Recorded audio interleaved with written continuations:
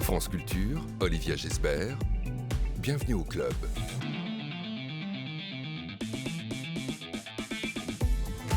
Bonjour à tous. 5 ans après The Square, le réalisateur suédois a décroché cette année sa 2e Palme d'Or pour Sans filtre en salle mercredi prochain. Un film, une satire sur le monde de la mode, des influenceurs et des milliardaires. Ruben Östlund est l'invité ce midi de l'entretien de Bienvenue au Club. 12h50, c'est notre book club du lundi avec des mémoires d'historiens, celles d'Annette Vivorka et de Jean-Noël Jeanneney. Pourquoi écrit-on des mémoires ? La première nous raconte l'histoire de sa famille dans Tombeau, sa décennie 80. Pour le second, entre présidence de Radio France et mission du bicentenaire de la Révolution. Et vous, ressentez-vous ce besoin de passer ?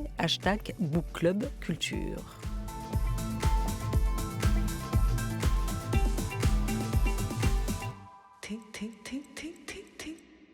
Piquant, cocasse et malaisant. Si, j'ai le droit, le mot a fait son retour dans le dictionnaire il y a 3 ans. Malaisant. Le nouveau film de Ruben Östlund met en scène un couple de mannequins et d'influenceurs invités sur un yacht pour une croisière de luxe. Si tout avait bien commencé, ça ne pouvait évidemment pas durer.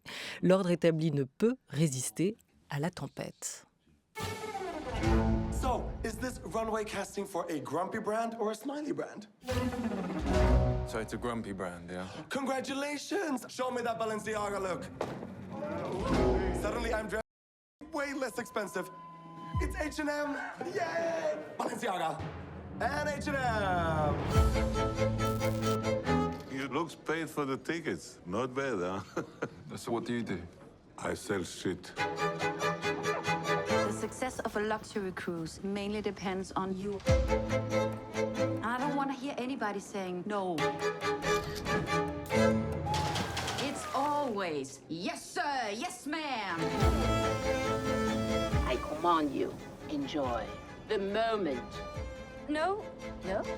no, What? You say no to me? no, no. This is really, really bad.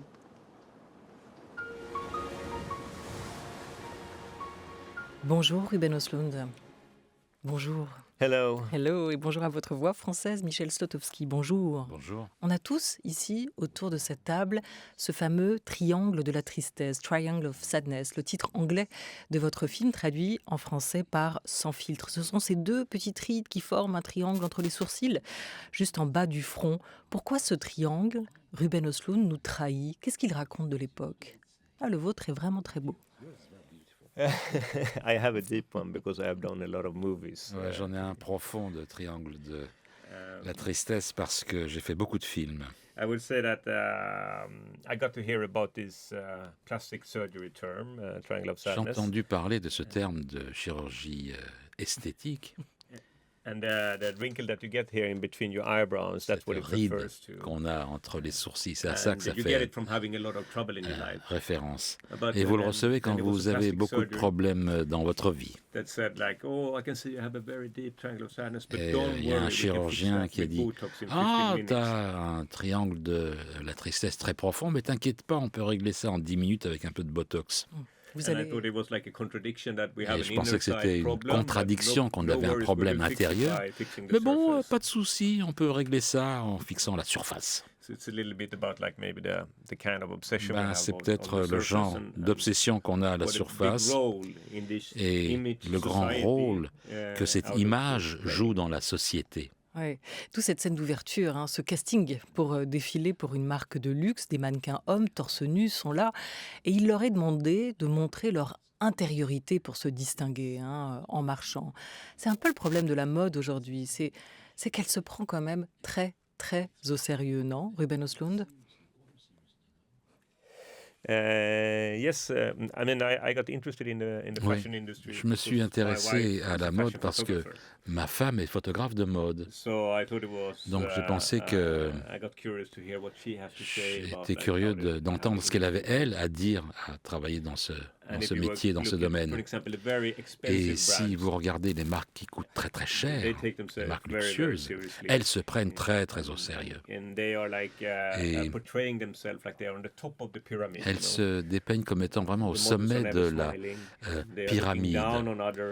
Elles regardent de haut, tout le monde, puisqu'elles sont en haut de la pyramide. Donc si vous voulez faire partie de cette petite élite, il faut payer beaucoup d'argent pour vous habiller avec ce camouflage mis en place par ces marques. Le culte de l'apparence aujourd'hui, il vous paraît central partout dans la société. C'est une société sans filtre, mais qui finalement en impose beaucoup.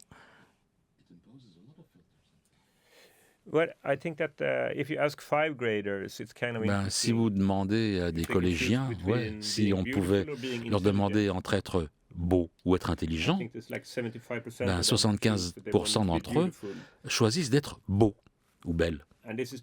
Et ça, c'est aujourd'hui. Mais bon, il y a 10 ou 20 ans, on en discutait aussi. Et les collégiens, à cette époque-là, ils étaient beaux aussi, ils étaient belles, mais les chiffres étaient inverses. Donc, si vous regardez la beauté en tant que devise, en tant qu'argent, en tant que qualité, c'est devenu beaucoup plus important à notre époque. Et ça m'intéressait de cet aspect que la beauté pouvait vous faire grimper dans la société. Donc sans argent, sans aucune éducation ou culture en fait, on peut être gagnant de ce point de vue-là. Et ça peut être un très très grand avantage pour vous. La beauté a toujours été un marchepied dans toutes les sociétés, à toutes les époques, mais vous semblez dire qu'aujourd'hui, la particularité, la singularité de notre époque, c'est que la beauté y est presque devenue une marchandise comme les autres, c'est ça ? Oui, vous avez raison. Quand on en vient à cela, c'était le point de départ du film. Je l'ai considéré de ce point de vue-là. Donc, je voulais aller de ce monde moderne de la mode et des hiérarchies qui existaient et d'aller vers un yacht de luxe. Aussi, là, il y a une hiérarchie extrêmement puissante et forte, et terminer la troisième partie du film sur une île déserte. Donc, on enlève toutes les anciennes hiérarchies et vous regardez la valeur beauté. Comment est-ce que vous utilisez la valeur beauté sur une île déserte ? Et il y aurait un petit truc là dans le film. Oui, c'est plus avec quel livre partez-vous sur une île déserte, mais si vous partez avec votre beauté, que vaut-elle et qu'est-ce que vous pouvez en faire dans une situation comme celle-ci ? Vous venez de dire, Ruben Östlund, et c'est intéressant, j'ai voulu repartir de ces hiérarchies et c'est comme ça qu'est né le film. Mais plus précisément, comment naît un scénario comme celui de Sans filtre ? Comment il est né ce film ? De quelles choses vues, de quelles choses entendues, de quelle première image ?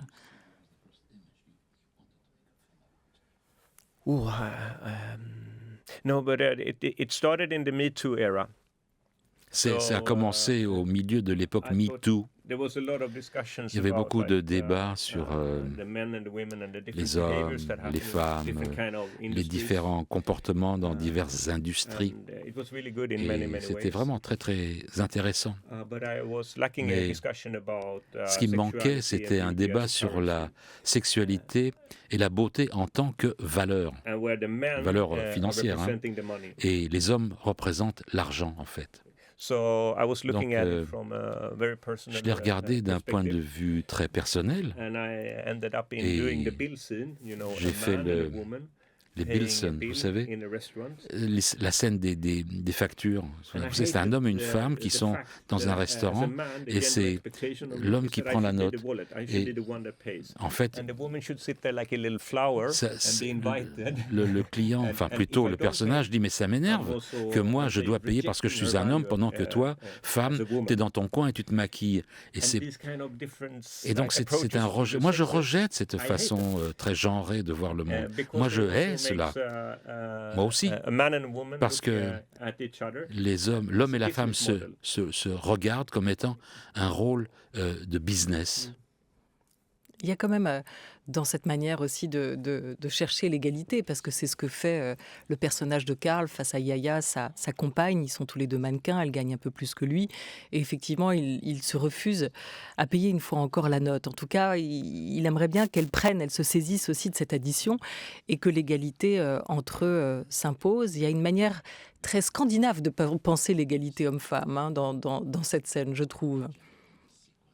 I agree, je suis d'accord. When I was doing casting for this film, the reactions Quand je in different faisais countries, la présentation du film, quand je faisais des présentations dans divers pays, la réaction face au rôle de l'actrice, quand je faisais donc le casting, et quand j'ai fait ce casting à Paris, au moins 2 actrices disaient « Mais je te ferai l'amour ce soir, et pourquoi tu ne prendrais pas la note, pourquoi tu ne la paierais pas ?» C'était tellement clair que, franchement, ben voilà, toi tu payes pour la note et moi je te fais l'amour. Ça serait... c'est très controversé de dire des choses comme ça en Suède, parce qu'en Suède, je pense aussi qu'en France, il faudrait parler de l'amour. L'amour, ça n'a rien à voir dans la transaction économique. En France... on est un pays où on valorise, on loue aussi une forme de libertinage et où peut-être les rapports entre hommes et femmes sont un peu différents. Mais revenons-en quand même à vous, Ruben Östlund, vous le réalisateur, scénariste suédois, et la manière dont vous avez aussi accepté dans votre cinéma de vous laisser traverser par cette vague MeToo, ce mouvement qui a commencé il y a 5 ans. Est-ce que ça a changé votre manière de faire des films, de penser vos films ?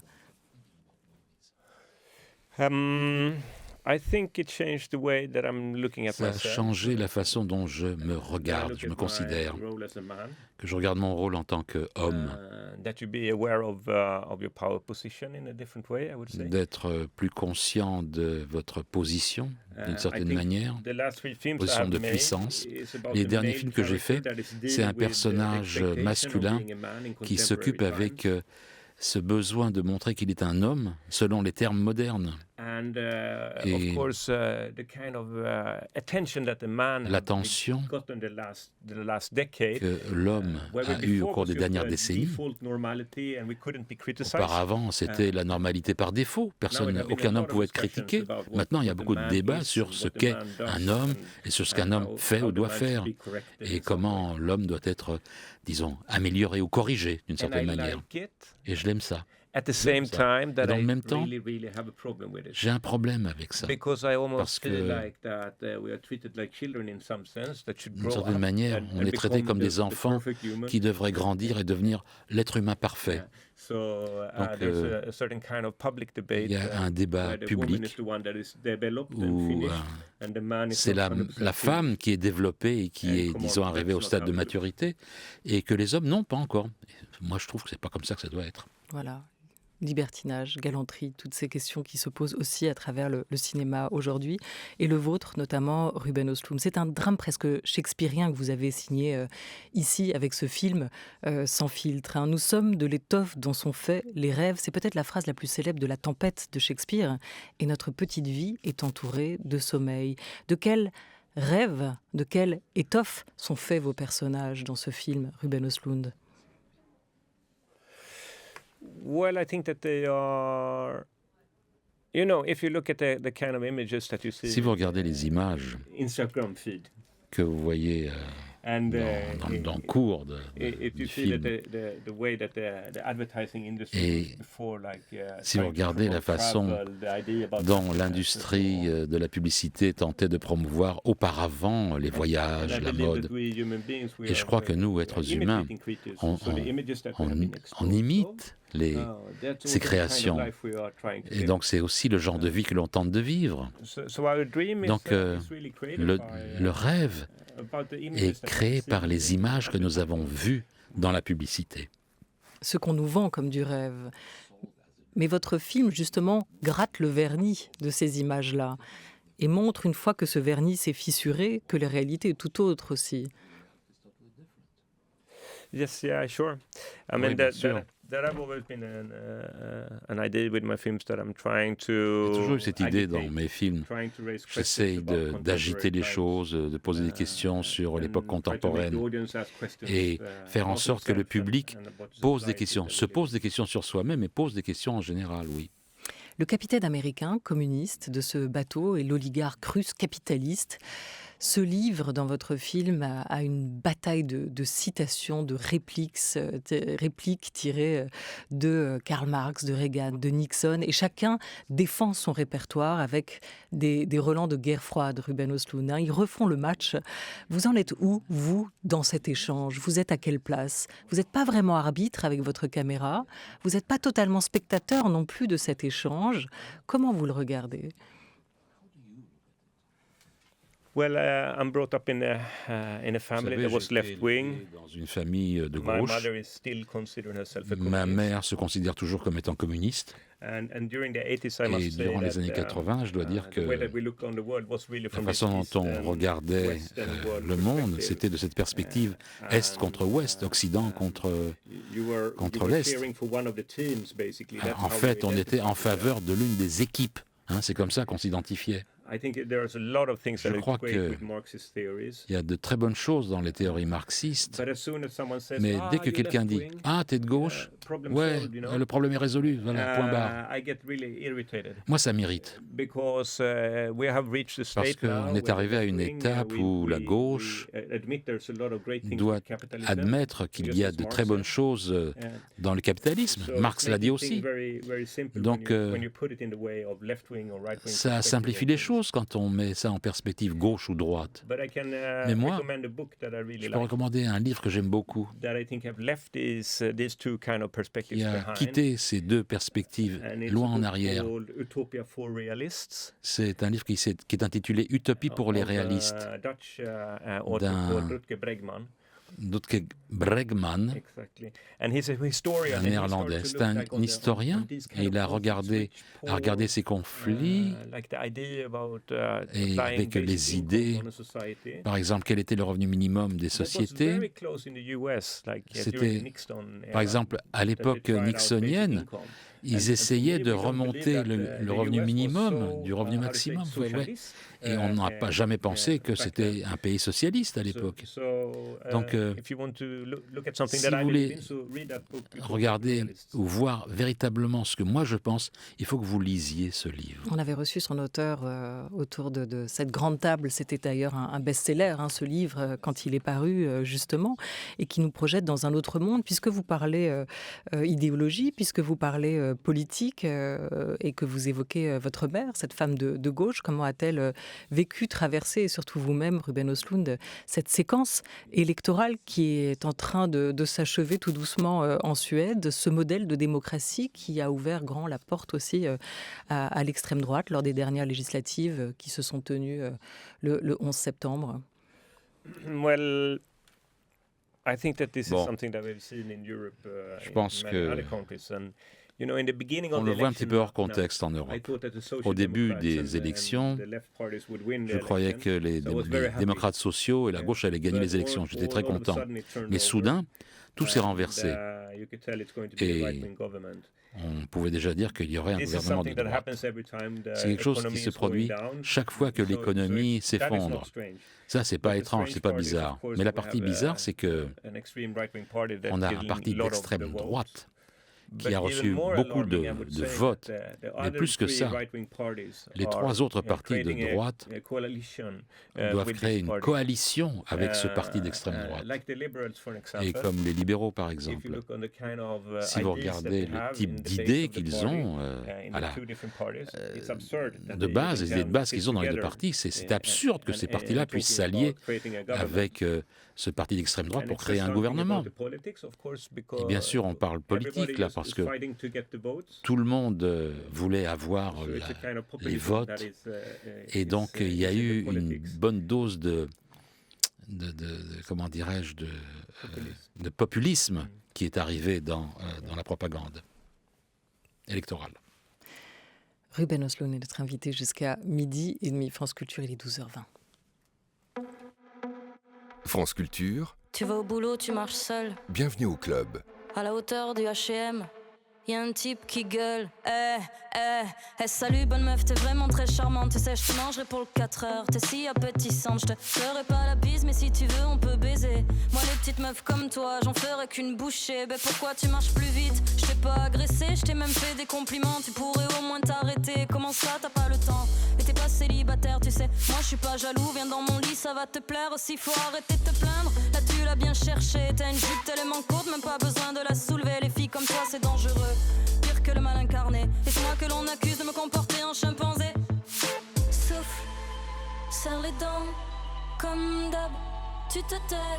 Souffle, sois prudente, marche sur le trottoir d'à côté. T'es une pouffe, c'est devenu courant de l'entendre 3 fois par journée. T'as un hume, peut devenir violent si tu donnes pas le vrai. Bats-toi fillette.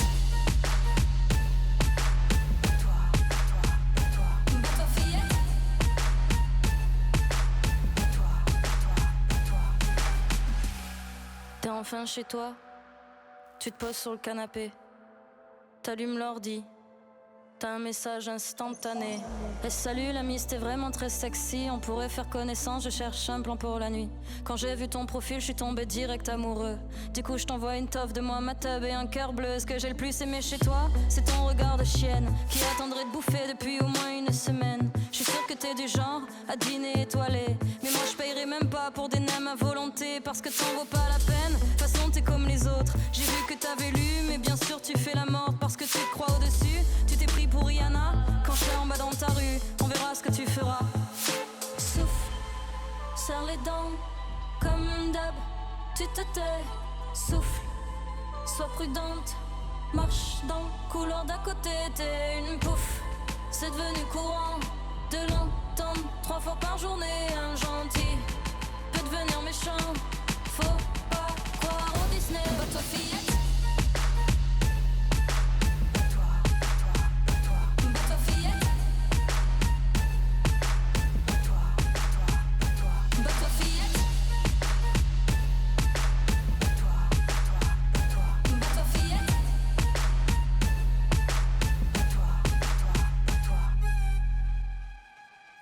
Et c'était Suzanne avec ce titre Salut. Elle sera à l'Olympia, Suzanne, le 22 septembre. Mais c'est complet, vous pouvez quand même tenter votre chance. Et sinon, allez la voir ailleurs, elle est en tournée dans toute la France. Ruben Östlund est notre invité à l'occasion de la sortie en salle, pas ce mercredi d'après, de son film Sans filtre. C'est la Palme d'Or de cette 75e édition du Festival de Cannes. 2e Palme d'Or pour le réalisateur et scénariste suédois. Faut-il dire 2e ou seconde d'ailleurs? J'imagine que vous êtes déjà en route et en préparation d'un nouveau film, d'un nouveau scénario. Et donc, vous nous préparez une 3e Palme d'Or, Ruben Östlund? I want to be humble. Je voudrais être vraiment humble. But you know, when you get the second palm, et vous savez, quand vous recevez la seconde palme, le fantasme commence à grandir dans votre tête. Et maintenant, vous faites partie d'un cercle extrêmement exclusif avec les très grands réalisateurs. Moi, je suis encore jeune. Hein. Peut-être qu'il me reste 25-30 ans de carrière devant moi. Donc, le rêve de recevoir une 3e palme, il est présent quelque part. Et dans ce club très privé, très restreint des grands réalisateurs doublement palmés, on retrouve certains des cinéastes qui vous sont chers. Quels sont ceux qui, dans ce cinéma européen, vous ont influencé? Il y a Michael Haneke, qui est un grand habitué aussi du tapis rouge, qu'on peut citer entre autres. Vous pensez à d'autres réalisateurs qui font partie de votre palmarès privé de cinéastes? Beaucoup de réalisateurs ont été des inspirations pour moi, des inspirateurs. S'il faut en mentionner un que j'admire beaucoup aujourd'hui, Léo Carax. Je pense que vraiment c'est quelqu'un de très très fort comme réalisateur. Il y a aussi Paolo Sorrentino. Almodovar. Yeah, and I would also say, back in the history of Lina Wertmüller, Italian. Lina Wertmüller, la réalisatrice italienne. There are many of them, but one thing that Il y en I a think beaucoup, all of them have in common mais ce que tous ont en commun, certain kind of European approach c'est to une approche cinema, européenne du that we are cinéma talking about, dont on parle. society, C'est-à-dire que la société, talking about what on kind parle of de la society we want. société, de quel genre de société on souhaite. And I think this is a certain kind of approach Et that je is crois que c'est une approche in a different way with the American qui est cinema, that is also différente de very l'approche du strong cinéma influence. américain, qui a eu aussi une influence Where the American énorme. cinema is very focused on the individual. Mais le cinéma américain est très concentré sur l'individu. So the European perspective for me Et la is, perspective is an européenne, important pour moi, perspective. est vraiment une perspective beaucoup plus large. Votre film, on l'a dit, c'est un film qui démange et qui dérange. Est-ce qu'il y a un art de la provocation qui est né justement dans le cinéma européen pour vous? Est-ce que ça fait partie des singularités du cinéma européen? Well, when I was in film school, Quand j'étais à l'école de cinéma, Michael Haneke's Code Unknown. j'ai vu beaucoup le film de Haneke, Code Inconnu. And it was a film that was, C'est un film provocative both in qui its, était provocateur structure dans sa structure même and also in some of the parts of et the scenes. aussi dans la plupart des scènes. And what I loved about it was Et that ce it que was j'ai aimé, c'est challenging que me as ça an me audience. défiait It asked en me quelque sorte en questions. tant que public, parce que ça me posait des questions. It was not only Ce n'était pas moralizing simplement un film moralisateur. and trying to tell me who I Et should be and what is ça good ne me and what disait is pas bad. qui je devrais être et ce qui était bon et ce qui était mauvais. So for me, it was such Donc a pour moi, great experience c'était une très très to be grande trusted by the expérience director, d'être vraiment that I myself d'avoir can la answer confiance the de ce questions, or at least réalisateur, try to answer parce que je the me posais questions. les mêmes questions, j'essayais d'y répondre. So for me, maybe the content in itself is not Peut-être que so le provocative, contenu en but soi n'est pas the tellement provocateur, thing is that you're not mais giving the audience la any, provocation, c'est que easy on ne answer. donne pas de réponse facile au public. Et pas non plus aux critiques. À Cannes, il y a eu notamment des discussions sans fin sur cette scène du dîner du capitaine où ça tangue sec et où la plupart des convives finissent par vomir tout leur dîner. Les réactions de la critique, elles vous amusent, Ruben Östlund? What was the criticism of it? Déjà, la critique, Justement, ça partait dans tous les sens par rapport à ça. Fallait-il montrer sur un temps aussi long tous ces convives en train de se vider de leur repas et sur cet art de la provocation qui est le vôtre, ça plaît ou ça déplaît? C'est très clivant. I mean, I think that je pense que for me it was important to push il this était further than the important audience could expect. d'aller au plus loin que ce que le public pouvait s'attendre. And one of the goals I had with the Et film un des was buts que j'avais avec ce film aussi, wild, c'était de entertaining créer roller coaster for adults. vraiment un divertissement pour adultes aussi. Yeah. So, I mean, me myself, I don't think it's very provocative. Je with pense pas que ça soit très vomiting, provocateur avec cette scène où les gens vomissent. C'est dégoûtant tout simplement. Mais no, I didn't non. really feel. I feel Franchement, very safe and secure when I met j'étais en grande sécurité reaction from the audience, quand j'ai because senti les they réactions du seem to enjoy public, themselves, parce que je les sentais prendre du plaisir en dépit de ce qui se passait à l'écran, little, disturbing. même si c'était un peu dérangeant. Malaisant, dérangeant, mais aussi extrêmement drôle. Votre film est politique, mais avec beaucoup d'humour. Merci Ruben Östlund d'être venu nous en parler et bienvenue dans ce club où Sébastien Thème nous a rejoint. De quoi parlera-t-on dans le Book Club aujourd'hui? Bonjour Olivia, oui, aujourd'hui deux historiens nous livrent leurs histoires personnelles et leurs mémoires. Annette Viviorca et Jean-Noël Jeanneney sont nos invités, Olivia. Et ils sont bien là. Merci beaucoup, à tout de suite. Merci à vous.